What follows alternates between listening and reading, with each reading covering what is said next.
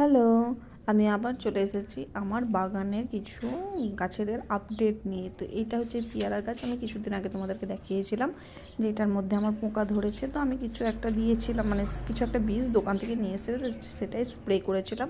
তো দেখো কি সুন্দরভাবে আমার এটা মানে কুঁড়ি এসছে আর কি। পেয়ারাটা তো দেখে আমি প্রচণ্ড খুশি। আমি ভাবতেই পারিনি যে এইরকম একটা গামলার মধ্যে এত সুন্দরভাবে গাছটা আমার গ্রো করবে আর এইভাবে কুঁড়ি চলে আসবে। তো অনেক কুঁড়ি এসছে, ছোটো ছোটো, বেশ ভালোই লাগছে। আবার আমি আপডেট দেবো তোমাদেরকে, যখন আমার এই গাছে ফল ধরবে তখন আমি নিশ্চয়ই তোমাদেরকে আপডেট দেবো এই কুঁড়িগুলোর। এই দেখো কত সুন্দর নতুন নতুন পাতা গজিয়ে গেছে। তো আমার তো দারুণ লাগছে। ভাবতেও পারিনি যে এইভাবে গাছটাকে আমি মানুষ করতে পারবো বা বড় করতে পারবো। সত্যিই গাছ মানুষ করা মানে একটা বাচ্চার সমানভাবে মানুষ করা।